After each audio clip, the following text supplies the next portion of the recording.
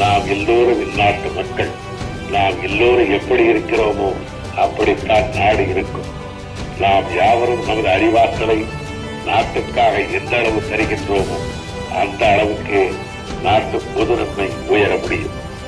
உங்களுக்காக நாம் என்பது மட்டுமல்ல நண்பர்களே, உண்மையை சொல்லுவதானால் உங்களால் நாம். அண்ணா என்னும் இந்த மூன்றெழுத்து மந்திரம் காலங்கள் கடந்தும் தமிழக மக்களால் இன்றளவும் உச்சரிக்கப்பட்டுக் கொண்டிருக்கிறது.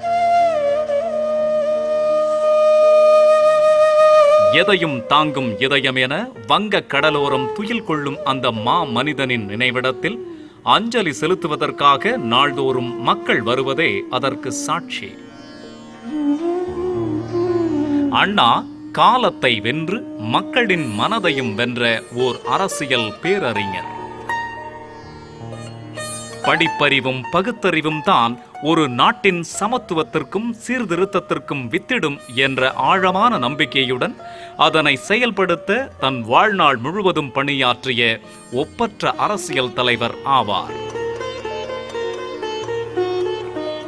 அண்ணாவின் பெயரில் இயங்கும் பல்கலைக்கழகங்கள், நூலகங்கள், கலையரங்குகள், சாலைகள், சமத்துவபுரங்கள் என அனைத்தும் சாட்சியாய் அவர் பெயரை தாங்கி நிற்கின்றன. தமிழ்நாடு என்ற பெயருக்கே இவர்தான் முழு முதல் காரணம். ஒரு சாமானிய மனிதனாய் அரசியல் பேரியக்கம் கண்டு தமிழகத்தின் தன்னிகரற்ற தலைவர் ஆனார் பேரறிஞர் அண்ணா. இது காலத்தை வென்ற காஞ்சி தலைவனின் கதை. கோயில் நகரம் என அழைக்கப்படும் அழகிய காஞ்சிபுரத்தில் கைத்தறி நெசவு தொழில் செய்யும் சாதாரண நடுத்தர குடும்பத்தில் 1909ஆம் ஆண்டு செப்டம்பர் 15ஆம் தேதி பிறந்த அண்ணாதுரை சிறு வயது முதல் பேச்சிலும் எழுத்திலும் தன்னை முழுமையாக ஈடுபடுத்திக் கொண்டார். அவருடைய தாயார் அவரை வளர்த்ததை காட்டிலும் அவருடைய சிற்றன்னை தொத்தா என்று தொண்டை மண்டலத்தில் சிற்றன்னைகளுக்கு பெயர். அப்படித்தான் அவரை அழைப்பார். திராவிட முன்னேற்ற கழகத்திலும் திராவிடர் இயக்கத்திலும் அண்ணாவை எத்தனை பேருக்கு தெரியுமோ அத்தனை பேருக்கு தொத்தாவையும் தெரியும். இளம் பருவத்திலேயே நல்ல ஆசிரியர்களின் வழிகாட்டுதல் அவருக்கு கிடைத்தது. பச்சையப்பன் பள்ளிக்கு அவர் படிக்க வருகிறார். பச்சையப்பன் பள்ளியில் படித்து முடித்த பின்பு அவர் இன்டர்மீடியட் முடித்த பின்பு மேலும் படிக்கச் செல்கையில் அவருடைய பொருளாதார சூழல் அவ்வளவு, அந்த குடும்பத்தினுடைய சூழல் அவ்வளவு நன்றாக இல்லை.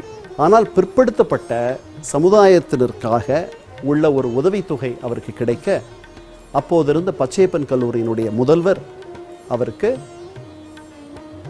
மேலும் புத்தகங்கள் வாங்குவதற்கும் உதவி செய்வதாக சொல்ல அண்ணா அந்த 3 ஆண்டு BA ஆனர்ஸையே படிப்பதாக எடுத்துக்கொள்கிறார். பொருளாதாரம் முதன்மையான பாடம். இந்த படிப்பை எடுத்துக்கொண்டு அவர் பச்சையப்பன் கல்லூரியில் நிகழ்த்திய சாதனைகள் மிக அதிகம். அப்போது அவருக்கு சொல்லி தந்திருந்த ஆசிரியர்கள் சொல்கிறார்கள், அப்போதே அண்ணாவுக்கென்று தனியாக ஒரு ரசிகர் குழாம் உண்டு. ஏனெனில் அவரை போல் பேசுவதற்கும் எழுதுவதற்கும் பச்சையப்பன் கல்லூரியில் யாரும் இல்லை. அவரை போல் ஒரு ஒரு ஒரு பேருருவாய் அவர் எழப்போகும் அத்தனை அடையாளங்களும் அந்த இளம் வயதிலேயே அண்ணாவிடத்தில் இருந்தது. 1934 திருப்பூர் வாலிபர் மாநாடு. அண்ணா பெரியாருடன் சந்திப்பு. பட்ட படிப்பை முடித்து பள்ளி ஆசிரியராக சிறிது காலம் பணியாற்றினார் அண்ணா.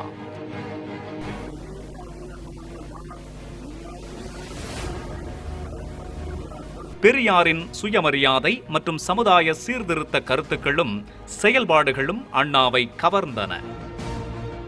அவற்றை தனது கொள்கையாகவும் ஏற்றுக்கொண்டு பொது வாழ்வில் ஈடுபடத் தொடங்கினார். அறிவாசான் தந்தை பெரியார் அவர்களை பேரறிஞர் அண்ணா அவர்கள் 1934ஆம் ஆண்டு திருப்பூரில் வாலிபர் மாநாட்டில் சந்தித்தார். அண்ணா அவர்களின் ஆற்றலை கண்டு மனமகிழ்ந்த தந்தை பெரியார் அவர்கள், என்ன செய்கிறாய், உத்தியோகத்துக்கு போகப் போகிறாயா என்று கேட்டபோது, இல்லை, பொது வாழ்வில் ஈடுபடப் போகிறேன் என்று குறிப்பிட்டார். அண்ணா சொன்ன ஒரே ஒரு பதில், நான் படித்திருக்கிறேன், ஆனால் வேலைக்கு போக விருப்பமில்லை என்று அண்ணா சொல்கிறார். அண்ணா சொன்னவுடன் பெரியார் கேட்கிறார், அப்படியானால் என்னோடு வந்து விடுகிறாயா என்று கேட்கிறார். அந்த இடத்தில் இருந்துதான் பெரியாரும் அண்ணாவும் ஒன்று சேர்கிறார்கள். எங்கோ ஈரோட்டிலிருந்து வந்த கிழவன் தன்னுடைய பேரனை கடத்தி கொண்டு சென்று போய்விட்டதாக அண்ணாவினுடைய பாட்டி வருத்தப்பட்டதாக ஒரு குறிப்பு இருக்கிறது. அப்படி பெரியாரோடையே அவர் அண்ணா சென்று விட்டார். அப்பத்தில் இருந்து ஒரு சுயமரியாதை கருத்துக்களை பற்றி பரப்புவதாக பெரிய பணியாக கொண்டார். மூட பழக்கங்களை குறித்து கட்டுரைகள், கதைகள், நாடகங்கள் எழுதியதோடு அப்பொழுது மக்களின் மேடையிலும் சந்தித்து இந்த கருத்துக்களைத்தான் பரப்பி கொண்டிருந்தார்கள். அண்ணாவே சொல்லுகிறார், அன்றிலிருந்து என்னுடைய தந்தையானார் தந்தை பெரியார், நான் அவருடைய மாணவனானேன். இப்படித்தான் அவர்களுடைய சந்திப்பு நிகழ்ந்தது. அன்று தொடங்கிய அந்த சந்திப்பு 14 ஆண்டுகள் இந்த இருவரும் இணைந்து தமிழகத்தை புரட்டி போட்டது போல் வேறு யாரும் செய்திருக்க முடியாது. பெரியார் போகின்ற இடங்கள் அனைத்துக்கும் தமிழ்நாடு முழுக்க சென்றார், வடமாநிலங்கள் முழுக்க சென்றார். வடமாநிலத்துக்கு பயணம் சென்ற காட்சிகளை அண்ணா எழுதும்போது ஒரு முனிவர் முன்னே சென்றதாகவும் அவருடைய சிஷ்யன் பின்னே ஓடி போனதாகவுமான காட்சிகளைத்தான் அன்னைக்கு வடமாநிலங்கள் பார்த்தது. பெரியார் முன்னே நடந்து போய்கொண்டே இருப்பார், நான் அவர் பின்னாடியே சென்று கொண்டிருப்பேன் என்று சொன்னார். என்னுடைய வாழ்க்கையில் வசந்த காலம் என்ற ஒன்று உண்டு என்று சொன்னால் நான் பெரியாரோடு அலைந்தது தான் என்னுடைய வாழ்க்கையின் வசந்த காலம் என்று அண்ணா எழுதியிருக்கிறார். நீதி கட்சியில் இணைந்து தனது அரசியல் கணக்கை தொடங்கினார் அண்ணா. நீதி கட்சியில் சேர்ந்த அண்ணா, நீதி கட்சியினுடைய கொள்கைகள் அவருக்கு ஏன் பிடித்திருந்தன? ஒரு எளிய நெசவாள குடும்பத்தில் பிறந்த அண்ணாவுக்கு அன்றைய காலகட்டத்தினுடைய அரசியல் சூழலை நாம் கூர்ந்து கவனித்தால் ஏன் நீதி கட்சி பிடித்திருந்தது என்பது தெரிய நமக்கு ஏதுவாக இருக்கும். 1925 தமிழகத்தில் ஒரு மிகப்பெரிய ஒரு பேரொளி புறப்பட்டது. அந்த பேரொளிக்கு பெயர் தான் ஈவே ராமசாமி பெரியார். சுயமரியாதை சுடர் கொளுத்தி பிராமணர் அல்லாதாருக்கு அவர்கள் சாதி மறுப்பு, அவர்களுக்கென்று உள்ள ஒரு மரியாதை, அவர்களுடைய நலன் என்று ஓயாமல் அவர்களுக்கு மரியாதையை கற்றுத்தர வேண்டிய, மரியாதையை கற்றுத்தந்த ஆசானாக ஒருவர் புறப்பட்டார். அவர்தான் பெரியார். 1937 விடுதலை குடியரசு பத்திரிகை பணி. பெரியாரின் கொள்கைகளான சாதி மறுப்பு, தீண்டாமை ஒழிப்பு, மூட நம்பிக்கைகள் ஒழிப்பு, கடவுள் மறுப்பு போன்ற கொள்கைகளை பாமர மக்களுக்கு எளிய முறையில் தனது அடுக்குமொழி சொல்லாற்றலாலும் எழுத்துக்கள் மூலமாகவும் கொண்டு சென்றார். அதன் மூலம் ஒரு பகுத்தறிவுக்கு உட்பட்ட சமத்துவ சமுதாய புரட்சிக்கான விதைகளை விதைத்தார். பெரியாருடைய விடுதலை நாளிதழின் துணை ஆசிரியராக அண்ணா இருந்தார். அவருடைய பேச்சு அப்படியே மக்களை வசீகரித்தது. இப்படியெல்லாம் தமிழை கையாள முடியுமா என்று மக்கள் ஆச்சரியப்பட்டார்கள். திராவிட நாடு ஒரு படிக்கும் கலாச்சாரத்தை தமிழ் இளைஞர்களிடையே வளர்த்தது. யார் இந்த இளைஞன், யார் இந்த தலைவன் என்று எல்லாரும் பார்க்க தூண்டிய ஒரு தலைவனாக அந்த குள்ள மனிதன் மிக உயர்ந்த பேருருவாய் தோன்றிக் கொண்டே இருந்தான். 16 பக்கம் திராவிட நாடு வரும். அந்த 16 பக்கம் அவர் தான் கட்டுரை எழுதியிருப்பார். ஒரு பக்கம் அரை பக்கம் விட்டு அந்த மாதிரி வாரத்துக்கு ஒரு தரம் தான் வரும். அந்த 16 பக்கம் திராவிட நாட்டில் அவர் எழுதின எழுத்துக்கள் தான் தமிழ்நாட்டில் இவ்வளோ பெரிய எழுச்சியை உருவாக்கி, இவ்வளோ பெரிய கட்சி வளர்ந்துருக்கு, இவ்வளோ பெரிய ஆழமான விருட்சமாக வளர்ந்துருக்கு, இவ்வளோ பெரிய சோதனைகள், இடிகள், மழைகள் எல்லாம் தாங்கி இருக்கிறதுனா அந்த அண்ணா அந்த 16 பக்கம் எழுதுனது தான். அந்த 16 பக்கத்தில் அரசியல் விளக்கம் இருக்கும், பொருளாதார விளக்கம் இருக்கும், கட்சி தோழருக்கு எழுச்சி இருக்கும், மாற்றாருக்கு பதில் இருக்கும். ஆகவே அந்த 16 பக்கங்கள் ஒவ்வொரு முறை எப்போ வரும்னு கழகத்தோடர் வாங்கி ஒருத்தருக்கு 20 பேர் படித்து 30 பேர் படித்து அப்படி தான் கட்சி வளர்ந்தது. வெள்ளை மாளிகையில் என்கின்ற ஒரு மிகப்பெரிய நவீனத்தை எழுதினார். ஒரு வெள்ளை அமெரிக்காவினுடைய வெள்ளை மாளிகையில் ஒரு கருப்பினத்தைச் சேர்ந்த ஒருவன் ஜனாதிபதியாக அதிபராக வந்தால் என்ன நடக்கும் என்பதுதான் அந்த நவீனத்தினுடைய அடிப்படை.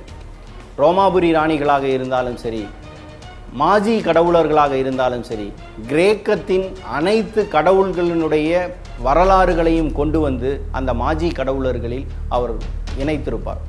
இப்படி அவருடைய ஒவ்வொரு எழுத்துக்களுமே வரலாற்றின் பொக்கிஷங்களாக அவர் தான் படித்தது அனைத்தையும் தமிழுக்கு கொண்டு வந்த ஒரு கொடையாக கொடுப்பது மட்டுமல்ல, அந்த எளிமையான நடையில், அனைவருக்கும் புரியக்கூடிய நடையில், அதுவும் தேவையான விஷயங்களை மட்டுமே கொடுத்து தமிழ்நாட்டுக்கு ஒரு மிகப்பெரிய மொழிபெயர்ப்பாளராகவும் இருந்த ஒரு ஆளுமை என்று அண்ணாவை சொல்ல வேண்டும்.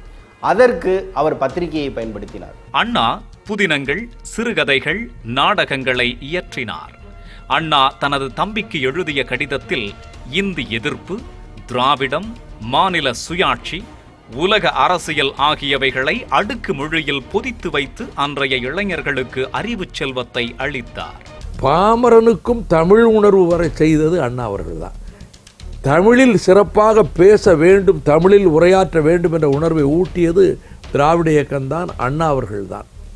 அதுவரை இருந்த அந்த வடமொழி உச்சரிப்புகளை எல்லாம் மாற்றி தமிழிலே பேசுவதற்கும் தமிழ் உணர்வு ஏற்படுவதற்கும் அண்ணாதான் காரணமாக இருந்தார்கள். வரலாற்றினுடைய வீரர்கள் இவர்களை பற்றி புத்தகமாக எழுதுவது என்பது குறிப்பிட்ட மக்களுக்கு மட்டும்தான் போய் சேரும். ஆனால் அதை தொடர் கட்டுரைகளாக எழுதினார். அதுவும் அதற்கு ஒரு பாணியை அவர் கண்டுபிடித்தார். அதுதான் கடிதங்கள் எழுதுவது, தம்பிக்கு கடிதங்கள் என்கின்ற பாணியில் அவர் எழுதிய படித்த விஷயங்கள் இன்றளவும் தமிழுக்கு புதிய ஆட்களால் கொண்டு வர முடியாத விஷயங்கள் அனைத்தையும் இன்று கிட்டத்தட்ட ஒரு 50 ஆண்டுகளுக்கு முன்பு அண்ணா இப்படிப்பட்ட விஷயங்களை எல்லாம் கொண்டு வந்திருக்கிறார் என்பதை படிக்கும்போது ஒரு மலைப்பாக ஏற்படும்.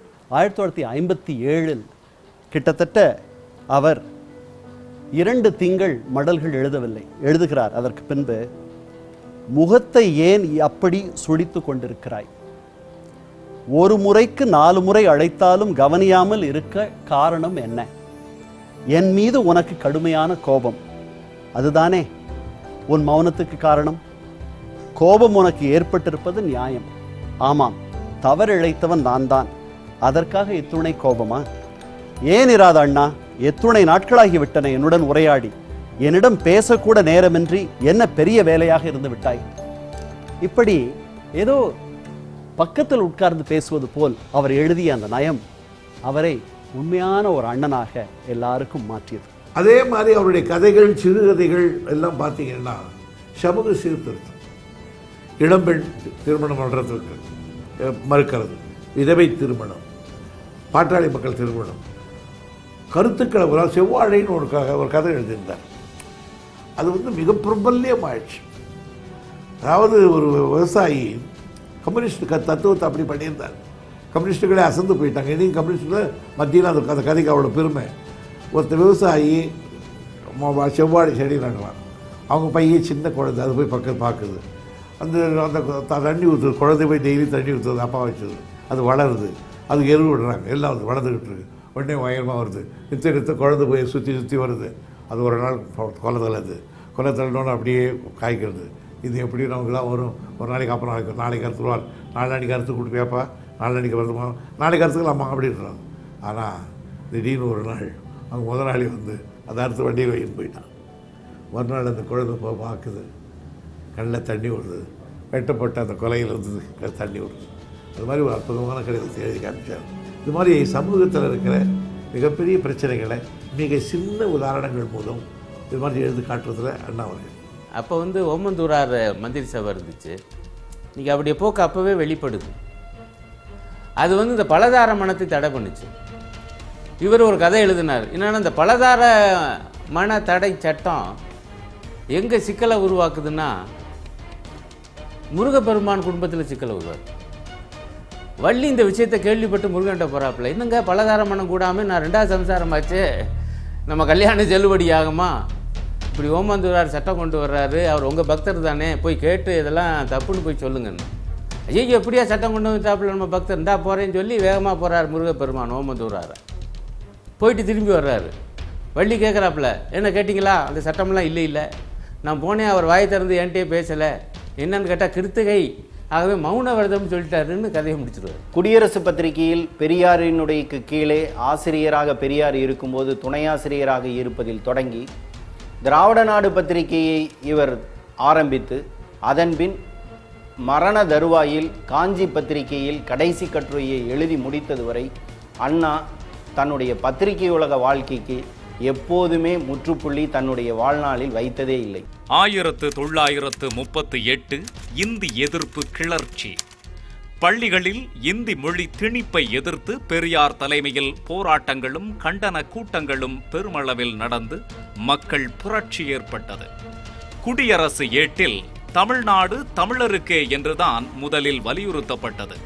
பிறகுதான் தனி திராவிட நாடு கொள்கையை வலியுறுத்தி திராவிட நாடு பத்திரிகையும் செயல்பட்டது.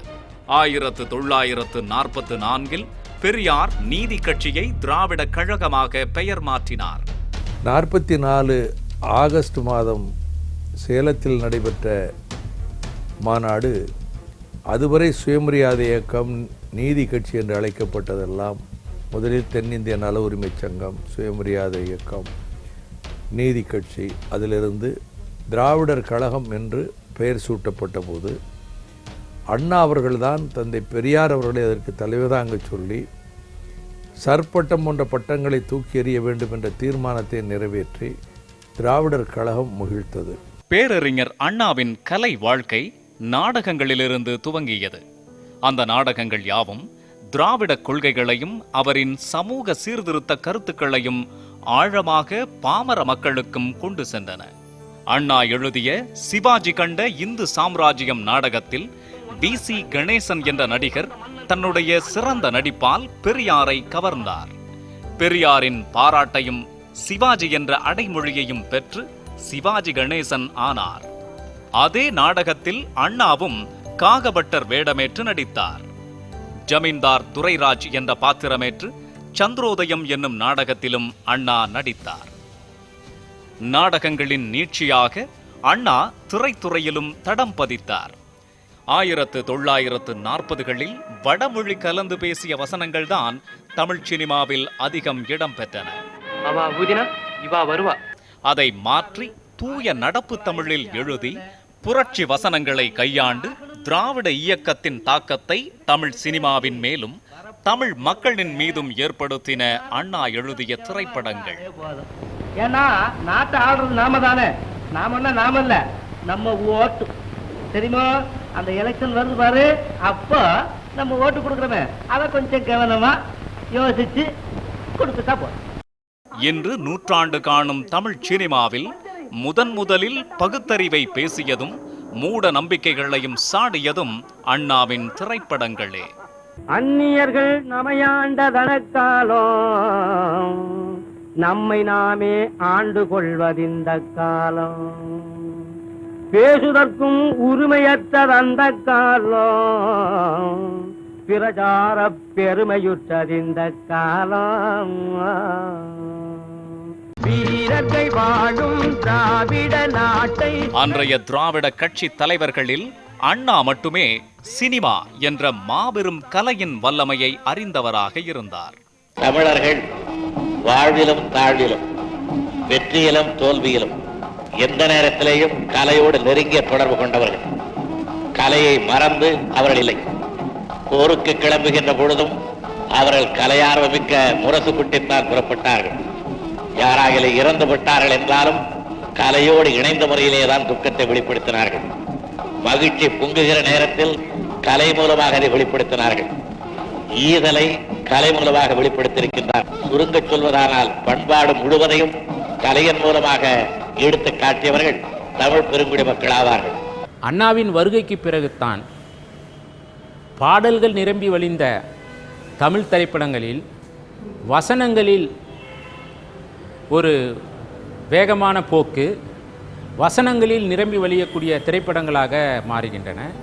வசனங்கள் என்றால் அர்த்தமற்ற வசனங்கள் கிடையாது. சமூக மாற்றத்திற்கான நோக்கங்களை கொண்ட வசனங்கள், தீர்க்கமான வசனங்கள். அந்த கதாபாத்திரங்களை கதை மாந்தர்களாக மட்டும் அடையாளப்படுத்தாமல் தமிழ் சமூகத்தின் முக்கியமான அடையாளங்களாக உருமாற்றிய வசனங்கள். எனது பார்வையில் அண்ணாவின் வருகைக்கு பிறகு ஒரு புதிய வகையான சினிமா உதயமாகிறது. அதுதான் நான் அழைக்கக்கூடிய திராவிட சினிமா. இந்த தும்பிக்கை இல்லாத பிள்ளையார கும்பிடுறதுக்கு இங்க இருந்து 10 மைல் தூரம் போகணுமா? இங்கேயே கும்பிட்டுக்கிறலாமே. திராவிட கொள்கைகளை பரப்பி சீர்திருத்தங்களை கொண்டுவர இந்த திரைப்படங்கள் ஏதுவாக அமைந்ததால் இவை புரட்சிகரமான திரைப்படங்கள் என்று அழைக்கப்பட்டன. எனக்கு புத்திசாலித்தனம் வர்றதுக்கு காரணம் எது தெரியுங்களா? எது? திருக்குறள் முன்னணி கழகம் அறிவினை பெருக்கிடும் உறவினை வளர்த்திடும் தீனாமூனா கானா எங்க தீனாமூனா கானா. அண்ணாவின் சீர்திருத்த கதை வசனத்தில் வெளிவந்து தமிழ் சினிமாவை திசை திருப்பி முற்போக்கு பாதையில் பயணிக்க வைத்த முக்கியமான திரை காவியம் 1949 வெளிவந்த வேலைக்காரி திரைப்படம். வேலைக்காரி ஒரு பெருவெற்றி படமாக முடியுது. ஏஎஸ்ஏ சாமி இயக்கத்தில் வர்ற பெரும் வெற்றியாக பெறுது.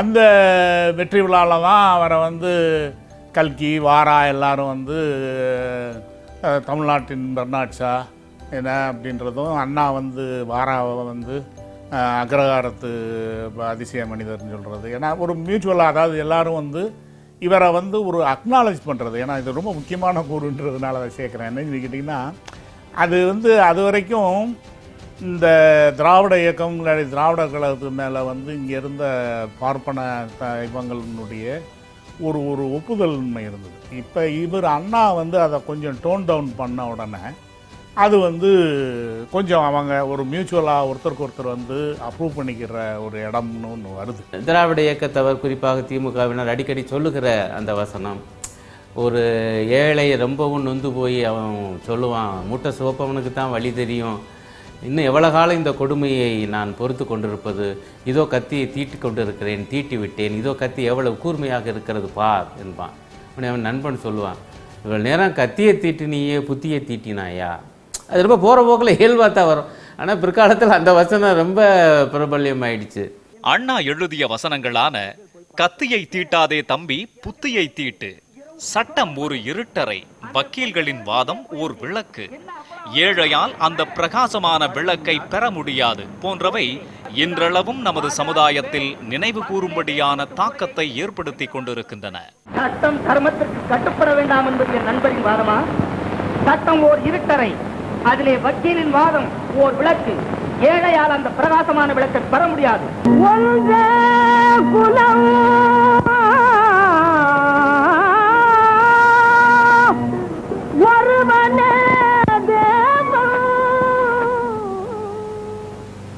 NS கிருஷ்ணன் மற்றும் T.A. மதுரம் இணைந்து நடித்த நல்ல தம்பி திரைப்படம் அந்த காலகட்டத்தில் சிரிக்கவும் சிந்திக்கவும் வைத்த முக்கியமான திரைப்படமாகும். இது என்ன கூத்து? கலை கூத்து. சிப்பி இருப்பாரு, சிப்பி, அதுல பாட்டு, கொட்டாங்கச்சி இல்ல, அதுலயே மிருதங்கம். நீ சொப்பனத்துல கூட பாத்துருக்க மாட்ட, உட்கார்ந்து கேளு. இதெல்லாம் என்ன அநாகரிகம்? அநாகரிகமா? கிராம கலைகளுக்கு உயிர் கொடுப்பது அநாகரிகமா? உட்கார்ந்து அவங்க என்ன செய்யறாங்கன்னு பாரு.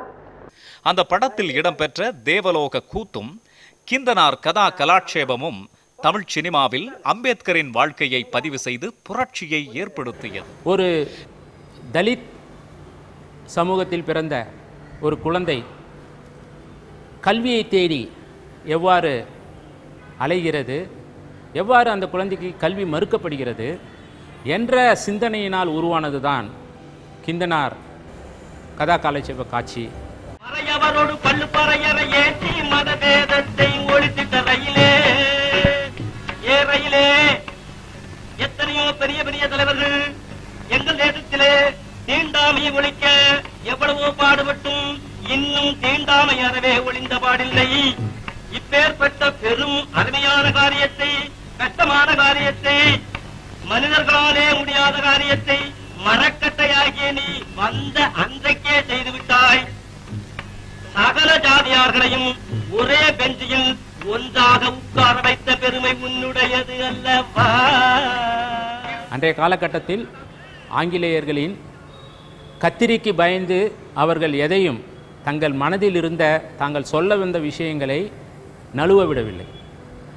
இதுதான் திராவிட சினிமா சாதித்த முக்கியமான விஷயம். இதுதான் நல்ல தம்பி சாதித்த முக்கியமான விஷயமும் கூட.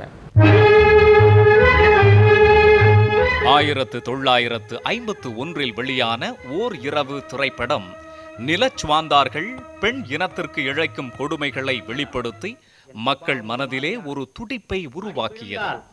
நான் மனிதன் அல்ல, மிருகமாகி விடுவேன். கண்மண் தெரியாமல் தாக்குவேன். நடக்கட்டும். ஆனால் இடையிடையே வேண்டாம் வேண்டாம் அடிக்காதே என்று கெஞ்சுவேன். இந்த படத்திற்கான கதை வசனத்தை ஒரே இரவில் எழுதி முடித்து சாதனை புரிந்தார் அண்ணா. 1954 வெளிவந்த சொர்க்கவாசல் திரைப்படம் கடவுள் மறுப்பு கொள்கைகளை ஆழமாக பேசியது. பகுத்தறிவுக்காகவே எழுதி தள்ளிட்டார். இது ரொம்ப நீளமாக இருக்குது வசனங்கள்லாம். தேவையான இடத்துல வெட்டிங்க. எந்த இடத்துல வெட்டினாலும் என் கருத்து இருக்கும். துளசி செடி எங்கே தொட்டாலும் இருக்கிற மாதிரி என் கருத்து இருக்கும் அப்படின்னு வெட்டிக்க சொன்னார். ஆக முழுக்க முழுக்க ஆகும் நெறியது ஆகா நெறியது பகுத்தறிவது என்ற பாட்டெல்லாம் வச்சார். இந்த திரைப்படத்தில் இடம்பெற்ற ஆத்திகம் எது நாத்திகம் எது அறிந்து சொல்வீரே நன்றாய் புரிந்து கொள்வீரே என்ற பாடல் சென்சாரால் தடுக்கப்பட்டதால் ஆகும் நெறியது ஆகா நெறியது அறிந்து சொல்வீரே நன்றாய் புரிந்து கொள்வீரே என்று புது வடிவமெடுத்து தமிழ்நாடெங்கும் ஓங்கி ஒலித்தது. உன் இருதயத்தின் அடித்தளத்திலே இதுவரை தூங்கிக் கொண்டிருந்த தியாக நெருப்பின் ஜுவாலையை என்னால் உணர முடியவில்லை. அதன் பிறகு ரங்கோன் ராதா போன்ற படங்கள் வெளியாகி அண்ணாவின் புகழை மேலும் உயர்த்தின. கலைத்துறையில் அண்ணா ஏற்படுத்திய மறுமலர்ச்சி கொள்கைகள், எழுத்தில் புதிய அணுகுமுறை போன்றவை அவரை பின்பற்றி வந்த கருணாநிதி உட்பட திராவிட தோழர்களுக்கு வழிகாட்டியாக இருந்திருக்கிறது. பக்தர்களுக்கு ஆசீர்வாதம் புரியும் பரம பாதகா, நீ இப்போது கூண்டிலே நிறுத்தப்பட்டிருக்கிறாய். பராசக்தி பராசக்தி அது பேசாது.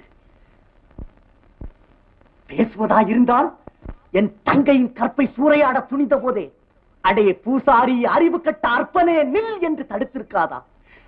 உனது பலாத்கார அணைப்பிலே சிக்கிய என் தங்கை 1000 முறை இந்த பராசக்தியை அடைத்தாளாமே, ஓடி வந்து அபயம் கொடுத்தாளா? பக்த கோடிகளே பார்த்துக்கிட்டு இருக்கீங்களே, ஏன் மனித உதவியை நாடுகிறாய் தேவி பக்தனே? உனது தேவியின் கையில் சூலம் இருக்க, சுழலும் வாடு இருக்க, சுக்குமான் தடி இருக்க ஏன் பயந்து சாகிறாய்? அந்த காரணத்தினாலேயே நூற்றாண்டு தமிழ் சினிமா வரலாற்றில் அண்ணாவின் எழுத்தில் உருவான திரைப்படங்கள் வெளிவந்த காலகட்டம் மிக முக்கியமானது. ஆகஸ்ட் 15, 1947. இந்திய சுதந்திரத்தில் பெரியாருக்கும் அண்ணாவுக்கும் கருத்து வேறுபாடு.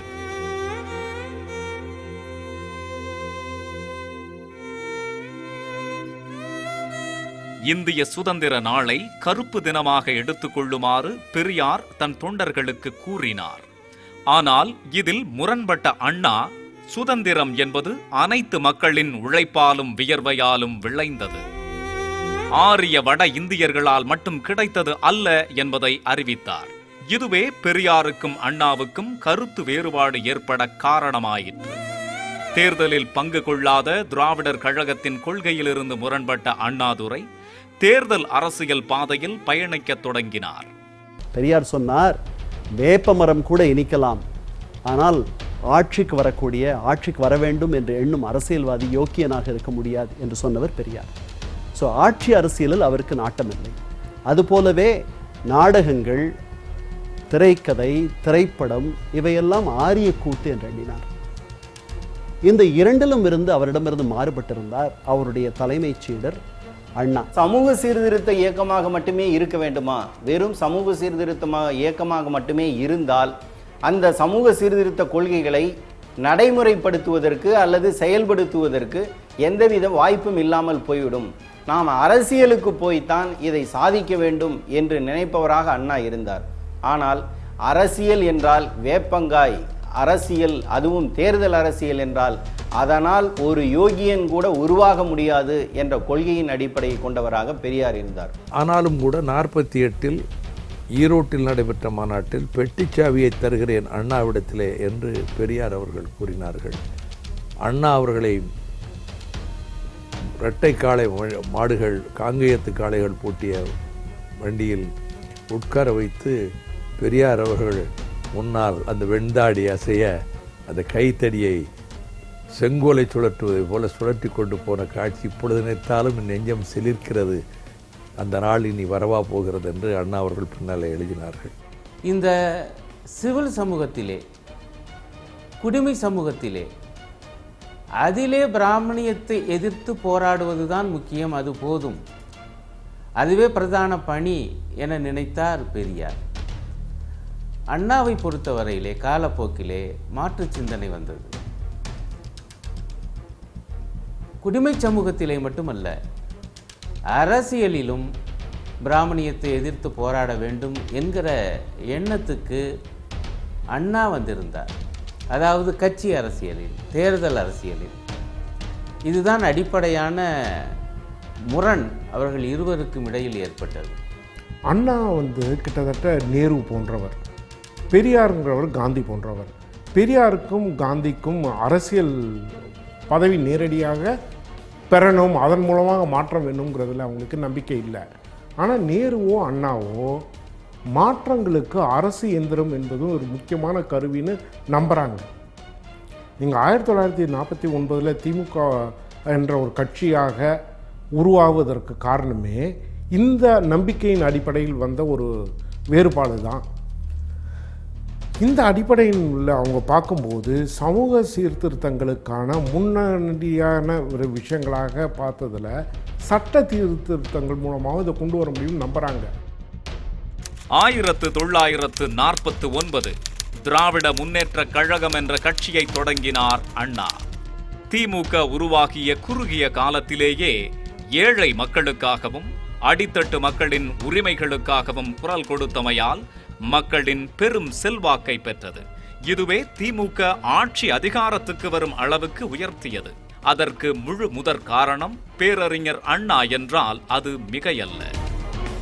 அண்ணா 49 ராபின்சன் பூங்காவில் திமுகவை கொட்டும் மழையில ஆரம்பிச்ச அடுத்த நாளே கைது செய்யப்படுகிறார்.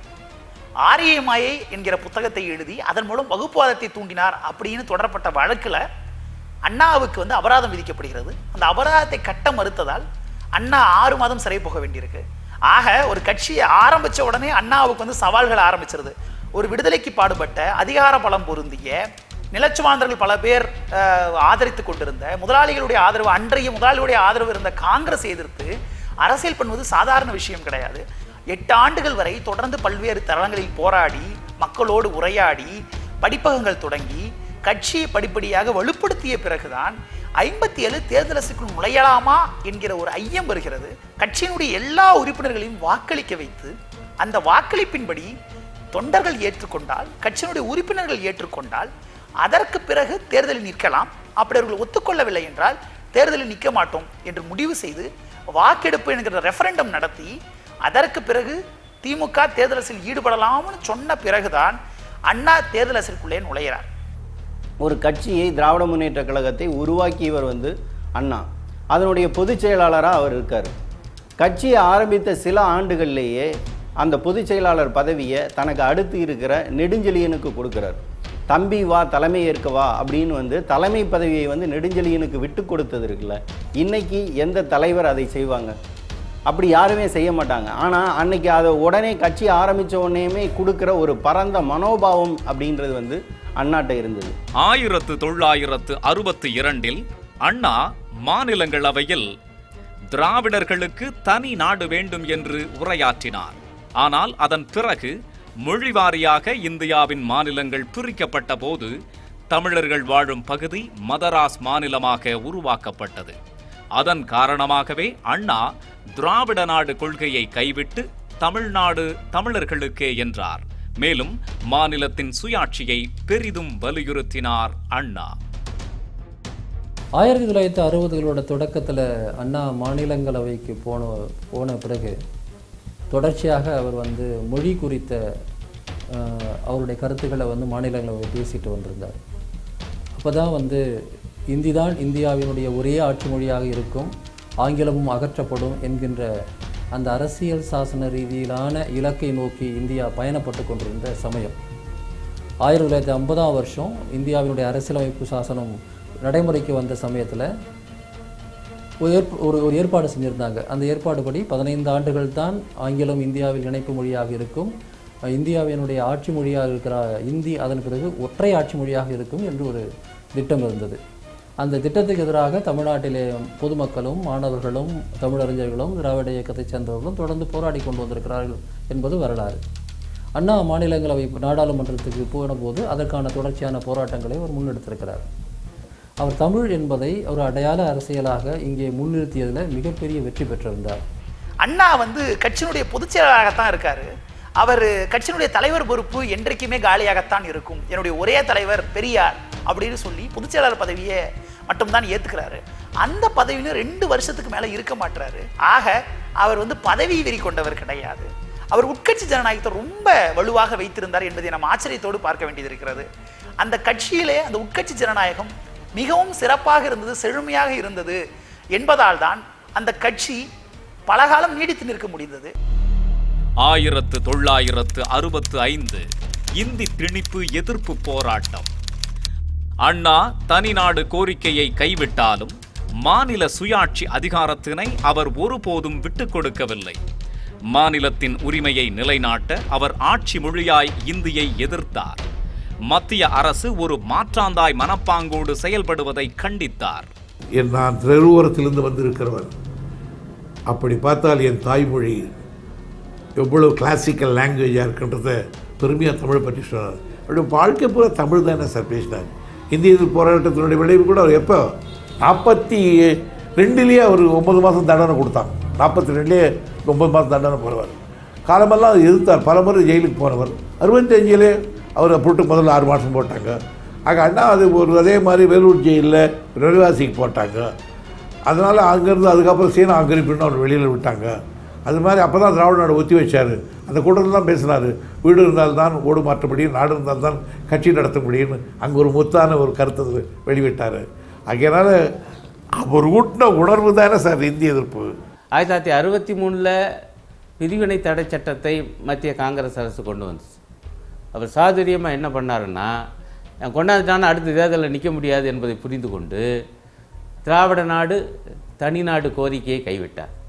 கைவிடும்போது என்ன சொன்னார்னா, நான் பிரிவினை கோரிக்கையை கைவிடுறேன், ஆனால் பிரிவினை கேட்டதற்கான காரணங்கள், அதாவது மாநில சுயாட்சி மறுப்பு, மாநில அதிகாரங்கள் மறுப்பு, தமிழுக்கு உரிய இடம் மறுப்பு, இவையெல்லாம் இன்னும் அப்படியே தான் இருக்குமேனு எழுதியாமல்.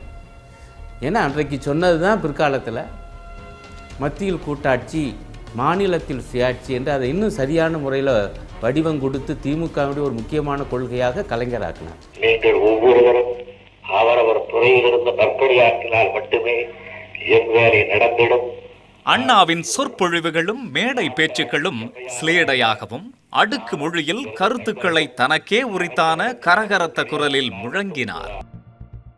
1967 தேர்தலில் அமோக வெற்றி, முதலமைச்சரானார் அண்ணா. இந்த 1965 நடந்த இந்திய எதிர்ப்பு போர் மிகுந்த ஒரு பலத்தையும் வீரியத்தையும் அதற்கும் மேலாக மக்களிடத்தே அண்ணா மீதும் திராவிட முன்னேற்ற கழகத்தின் மீதும் மிகுந்த நம்பிக்கையை விதைத்தது. ஆனால் அண்ணாவுக்கே அந்த நம்பிக்கை அவ்வளவாக இல்லை. 1967 அவர் சட்டமன்றத்திற்கு போட்டி போடவில்லை. தாங்கள் ஆட்சியை பிடிப்போம் என்றோ ஆட்சிக்கு வருவோம் என்றோ அவர் எண்ணவில்லை. நிறைய இடங்களை பிடிப்போம் என்று எண்ணினார். அவர் நிற்கவில்லை. அவர் தென் சென்னை பாராளுமன்ற தொகுதிக்குத்தான் நின்றார். 67 திராவிட முன்னேற்ற கழகம் பெரும்பான்மையான இடங்களை பெற்றது. அந்த தேர்தலில் பெருந்தலைவர் காமராஜர் அவர்கள் ஒரு மாணவரிடத்தில் தோற்று போன ஒரு அதிசயமும் வேதனையும் கூட நிகழ்ந்தது. 67 ஆட்சிக்கு வந்தவுடன் இந்த ஆட்சி தந்தை பெரியாருக்கு காணிக்கை என்று சொல்லி பெரியார் அவர்களை திருச்சியிலே போய் அண்ணா அவர்களும் நாவலர் அவர்களும் கலைஞர் அவர்களும் அன்பில் அவர்களோடு சென்று போய் பார்த்தபோது பெரியார் அவர்களே, நான் எவ்வளவோ இவர்களை கடுமையாக திட்டியிருக்கிறேன், எனக்கு கொஞ்சம் கூச்சமாக கூட இருந்தது என்று சொன்னார். ஆனால் அண்ணா என்ன சொன்னார்கள் என்றால், தாய் யானை குட்டிக்கு பிற விலங்குகள் தாக்குகிற போது தன்னை பாதுகாத்து கொள்ள பயிற்சி கொடுப்பதைப் போல எட்டி மிதிக்கும், தள்ளி பார்க்கும், அதுபோல பெரியார் எனக்கு பயிற்சி கொடுத்தார் என்று அண்ணா அவர்கள் சொன்னார்கள். இந்த சென்ட் ஜார்ஜ் கோட்டைக்கு போகப் போகிறேன், முதலமைச்சராக ஆகப் போகிறேன். ஆனால் இந்த பதவியால் நான் என்ன செய்ய முடியும்? இந்த பதவியால் ரேஷன் கடைகளிலே பசியோடு நிற்கிற என் மக்களுடைய பசியை எப்படி போக்க முடியும்? சேரிகளிலே துயரப்பட்டு கொண்டிருக்கிற என் மக்களுடைய வறுமையை எப்படி போக்க முடியும் என்று இந்த பதவியை வைத்துக்கொண்டு நான் யோசிக்க வேண்டும். எனக்கு இன்றைக்கு இரவு தூக்கம் வரமாட்டேங்கிறது என்றுதான் அண்ணா எழுதுகிறார். பதவி என்பது அதிகாரத்தில் இருப்பதற்கும் அதிகாரத்தை தூய்ப்பதற்கும் மட்டுமே என்று எண்ணப்பட்ட காலத்திலே அண்ணா பதவி என்பது மக்களுக்கு உதவுவதற்காக இருக்க வேண்டும் என்கிற தெளிவோடு இருக்கிறார். ஆட்சி அதிகாரத்துக்கு வந்ததும் கொள்கைகளாக செயலாற்றி வந்ததை அமல்படுத்தினார். சுயமரியாதை திருமணங்களை சட்டபூர்வமாக நடைமுறைப்படுத்தினார். அன்றைய மதராஸ் மாகாணத்தை தமிழ்நாடு என பெயர் மாற்றி தமிழர்கள் நெஞ்சில் நீங்கா தடம் பதித்தார் அண்ணா. தமிழ்நாட்டினுடைய முதலமைச்சராக இருக்கும்போது தமிழ்நாட்டில் நடந்த அனைத்து மக்கள் போராட்டங்களையும் செவி மடுக்கக்கூடிய ஒரு முதலமைச்சராக அண்ணா அவர்கள் இருந்தார்கள்.